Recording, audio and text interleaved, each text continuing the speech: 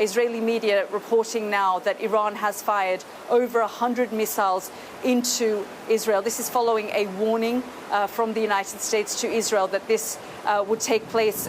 It's unclear. We're also hearing reports from Israeli media that explosions are being heard in the Tel Aviv area, and it's unclear whether those reports are of direct hits on buildings in northern Tel Aviv or what they exactly are. But a lot of uncertainty at the moment as we see those missiles that were launched from Iran to Israel. Let's just have another listen in to those loud sounds that we heard earlier.